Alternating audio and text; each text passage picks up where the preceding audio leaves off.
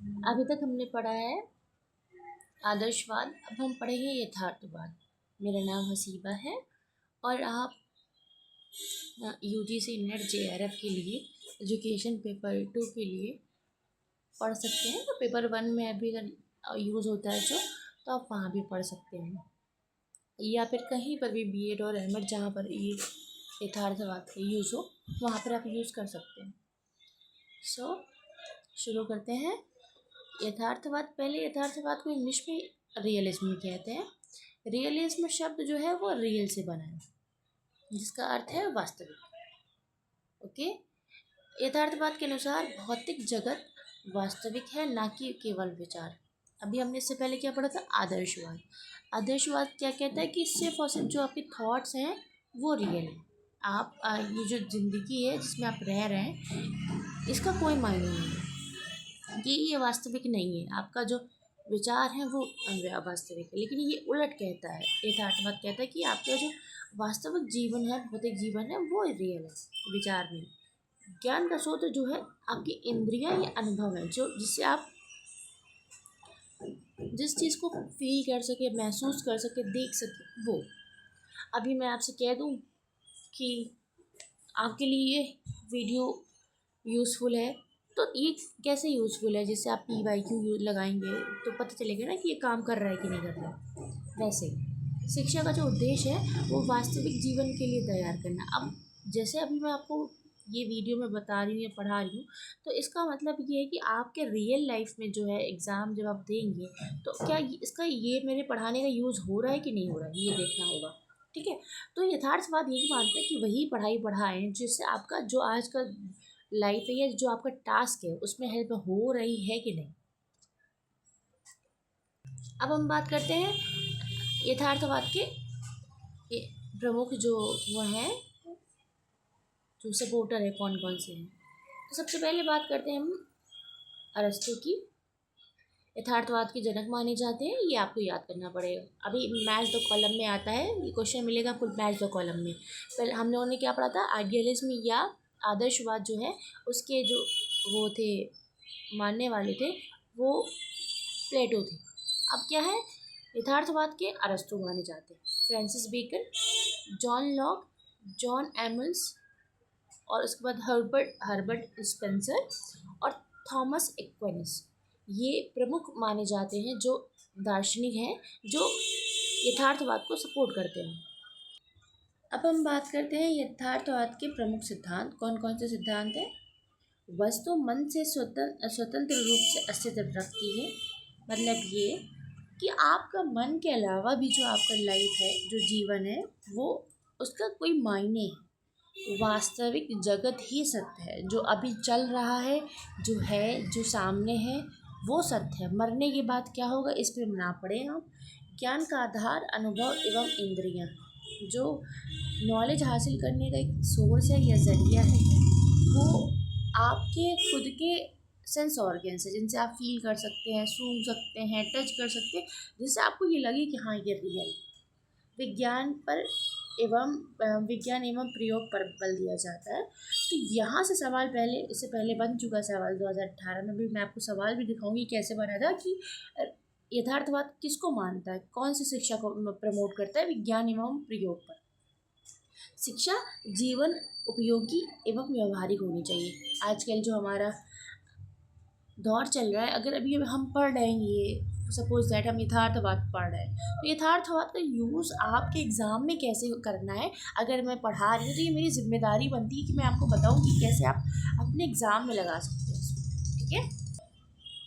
जो मेन वैसे कहीं पर जैसे यूजीसी नेट पे तो मैंने अभी तक नहीं देखा, बट जैसे डिस्क्रिप्टिव पेपर होते हैं जहाँ पर लिखना है आपको, वहाँ पर ये लिख सकते हैं कि इसका जो वास्तविक जीवन के लिए तैयारी, जो शिक्षा के उद्देश्य जो है यथार्थवाद के, वो वास्तविक जीवन की तैयारी होता है। वैज्ञानिक दृष्टिकोण का विकास, शारीरिक एवं मानसिक विकास और समस्या समाधान क्षमता का विकास। ये सवाल बहुत बनता है। तो आज की जैसे NEP 2020 चल रही है, तो वो जो प्रॉब्लम सॉल्विंग की अगर जो कॉन्सेप्ट आया वो कहाँ से, कौन से दर्शन से लिया गया, वो ये यहाँ से आप मान सकते हैं, यथार्थवाद से। सामाजिक समायोजन, आपका जो एजुकेशन है वो ऐसा होना चाहिए जो आपकी करंट नीड है उसके हिसाब से होना चाहिए। ये कहता है व्यवसायिक दक्षता। आपको ऐसा नहीं है कि मैंने पीएचडी कर ली, एमएड कर लिया, बाकी चीज़ें कर ली, बट मुझे पढ़ाना नहीं आता। तो ये कैसा हुआ? मतलब मेरी जिस चीज़ में मास्टर्स है उसको करना मुझे आना चाहिए। तो इसीलिए ये व्यावसायिक दक्षता जिससे मैं अपना जीवन चला सकूँ बेसिकली। पर्यावरण के अनुरूप जीवन जीना ऐसा नहीं है कि हमारी पढ़ाई जो है, जो हमारे समाज में जो चीज़ें चल रही हैं उसके हिसाब से ना हो, वो दिक्कत है। विद्यार्थी का सर्वगीण विकास, जो ये एजुकेशन है, ऐसी एजुकेशन है जो ये कहती है कि बच्चे का पूरा ओवरऑल डेवलपमेंट होना चाहिए। अब पाठ्यक्रम का विकास, या पाठ्यक्रम कैसा होना चाहिए? अभी देखिए, यहाँ से सवाल बहुत से बनते हैं। अभी मैं आपको सवाल भी दिखाऊंगी। विज्ञान, गणित, भूगोल, इतिहास, भाषा, तकनीकी शिक्षा, व्यावसायिक शिक्षा एवं स्वास्थ्य एवं शरीर शिक्षा। इतना तो आने ही आना चाहिए आपको। आपको जब इतना आएगा तभी तो आप करंट सिचुएशन के हिसाब से पढ़ पाएंगे, वरना नहीं। अब इससे पहले हम लोग ने आदर्शवाद में भी शिक्षण विधियां पढ़ी थी, अलग अलग दार्शनिकों के। अब यहाँ पर हम लोग उनको ही एक बार रिपीट कर लेते हैं। अरस्तु जो है वो अवलोकन एवं अनुभव पर आधारित, जैसे कि किसी चीज़ को देखना, सीखना और उसका खुद का प्रैक्टिकल इम्प्लीमेंट करना। फ्रांसिस बेकन आगमन और निगमन विधि। आगमन विधि होता है इंडक्टिव मेथड, कोई रूल है उसको निकाल के आप उसको अप्लाई करना, वैसा। कॉम्युनिस्ट प्रत्यक्ष अनुभव, लर्निंग बाय सेंसेस, खुद के सेंस से पढ़ना। जॉन लॉक अनुभव आधारित शिक्षण। और हर्बर्ट स्पेंसर वैज्ञानिक एवं प्रयोगात्मक विधि। मैंने अभी तक जो एग्ज़ाम्स देखे हैं उस हिसाब से अरस्तु और प्लेटो और हर्बर्ट स्पेंसर और जॉन लॉक, और अभी आगे चल के आपको मिलेंगे एक दो और राइटर्स मिलेंगे, उनके बारे में TYQ में पूछा गया हुआ है, तो आप इसको ज़रा ध्यान रखिएगा। अभी एक सवाल आया था, शिक्षक की भूमिका क्या होती है? अब नॉर्मल सी बात है, जो ये कहता है कि ऐसी नॉलेज हो जिसमें आप आज के जीवन में इस्तेमाल कर सकें, तो उस हिसाब से मार्गदर्शक एवं विशेषज्ञ। तो जो टीचर खुद पढ़ा होगा, खुद को पता होगा। अगर मैं आपको पढ़ा रही हूँ, सपोज दैट मैं पढ़ा रही हूँ कि हिंदी में कैसे अप्लाई कर सकते हो, मुझे जो ख्याल आया कैसे आया कि क्योंकि मुझे पता है ना, हिंदी मीडियम के बच्चों के लिए प्रॉब्लम ये होती है कि कंटेंट अवेलेबल नहीं है।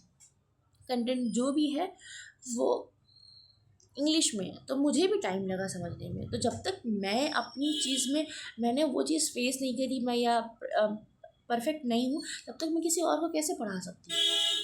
तो वास्तविक अनुभव प्रदान करें। अब मुझे वैसे ही कंटेंट पढ़ाना है आपको जो आपके एग्ज़ाम में काम करे। प्रयोग एवं गतिविधियों का आयोजन करना, जो ऐसी पढ़ाई पढ़ाना जिसका प्रैक्टिकल मतलब पॉसिबल हो। विद्यार्थियों में वैज्ञानिक दृष्टिकोण विकसित करना। देखो, वैज्ञानिक सोसाइटी तभी बन सकती है जब आपके अंदर वो एक जो होता है ना, दिमाग में एक जगह होगी कि हाँ कोई नया टेक्नोलॉजी आ रही है तो आपको एक्सेप्ट करना है। जैसे कि अब पढ़ाने का तरीका मैं लिख लिख के बताऊँ, उससे बेहतर है कि आज टेक्नोलॉजी है तो मैं उसको क्या कहते हैं PPT के थ्रू बता दूँ, तो थोड़ा आसान प्लस समझने में भी आसान रहेगा। अब बात आती है कि बच्चे की क्या भूमिका है। सक्रिय शिक्षार्थी, अवलोकन करना, प्रयोग करना, अनुभव से सीखना, समस्या का समाधान करना। ये बच्चे का रोल आ जाता है कि ये बच्चा ऐसा होना चाहिए ताकि वो चीज़ों को एक्सेप्ट कर सके। अनुशासन जो है वो प्राकृतिक होना चाहिए, खुद से डिसिप्लिन होना चाहिए, यानी कि किसी की कहने पे कर रहा है। अनुभव एवं परिणामों के आधार पर अनुशासन विकसित होना चाहिए। देखिए, मुझसे कोई कह दे कि तुमको ऐसी ज़िंदगी जीनी है तो वो इतनी ज़्यादा अच्छी नहीं होगी, वो फोर्सफुली मुझे फॉलो करवाए। बट अगर मुझे कोई कह रहा है मैं अगर ये बुक्स पढ़ूंगी तो मेरे ये रिजल्ट बनेंगे, तो मैं खुद से सेल्फ डिसिप्लिन रह के अगर पढ़ाई करूँगी तो वो प्रैक्टिकल नॉलेज हो गई आपकी। ठीक है, अब आता है इसके मेन जो गुण है वो क्या क्या है। विज्ञान एवं तकनीकी को बढ़ावा देता है, जो आजकल का टाइम चल रहा है उसके हिसाब से। व्यवहारिक शिक्षा पर बल देता है, अनुभव आधारित अधिगम पर, जीवन उपयोगी पाठ्यक्रम पर, ये नहीं कि बस पढ़े जा रहे हैं और वो यूज़ नहीं हो रहा है। वैज्ञानिक सोच का विकास, और ये सोच को डेवलप करता है बेसिकली। अब लास्ट मोमेंट पे एकदम याद करना हो तो कैसे याद कर सकते हैं?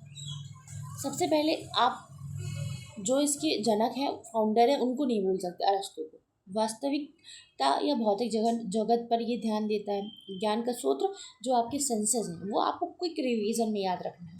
उद्देश्य वास्तविक जीवन की तैयारी, आज के लिए तैयारी। मरने के बाद क्या होगा ये उस पर ध्यान नहीं देते। पाठ्यक्रम विज्ञान एवं व्यावसायिक शिक्षा। शिक्षक जो है सिर्फ और सिर्फ मेंटोर होगा, दोस्त बन सकता है, लेकिन आप डिक्टेटर नहीं बन सकता। आपको मार्गदर्शक दे सकता है। विद्यार्थी सक्रिय एवं प्रयोगशील, वो एक्टिव रहेगा स्टूडेंट। अनुशासन जो है वो प्राकृतिक होना चाहिए। और ये 19 दिसंबर 2018 को जो मैंने पढ़ाया उससे रिलेटेड क्वेश्चन कैसे बनता है, ये सिर्फ और सिर्फ 2 क्वेश्चन है। अभी मैं क्वेश्चन भी कराऊंगी, तो कैसे मेरा पढ़ा हुआ आप लगा सकते हैं वो बताना है। यथार्थवादी ज्ञान मीमांसा, एपिस्टेमोलॉजी जो इंग्लिश में कहते हैं, किस प्रकार के ज्ञान के पक्ष में तर्क देती है। अब ये बता रहा है कि पुराना नॉलेज अथॉरिटी आधारित, हमने बताया अथॉरिटी तो है नहीं है। इंस्पिरेशनल, कोई इंस्पिरेशन की बात करता है कौन? आदर्शवाद। तो बचा क्या लास्ट में? या पश्च अनुभव जन्य ज्ञान, इसका मतलब है ऐसा ज्ञान जो क्या कहते हैं आपके लिए अनुभव, यानी कि आप जो फील करके प्राप्त कर सकें, ये उसका है।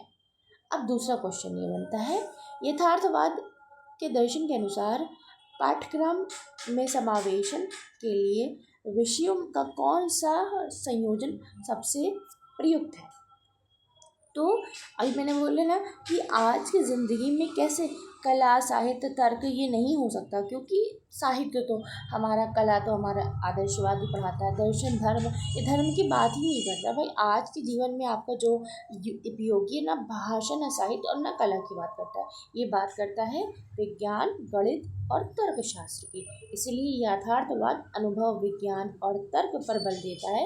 इसीलिए विज्ञान, गणित, तर्कशास्त्र का संयोजन समावेशन के लिए सबसे उपयुक्त है। मतलब ये मैंने सिर्फ और सिर्फ आपको डेमो के लिए दिखाया हुआ है कि ऐसे क्वेश्चन बनते हैं, और आगे मैं आपको सारे क्वेश्चन भी कराऊंगी जो मैंने पढ़ाया, कैसे कैसे कहाँ से निकल के आया, उससे भी पढ़ाऊंगी। सो आपको मेरा वीडियो अच्छा लगे तो आप इसे लाइक कर सकते हैं। Thank you.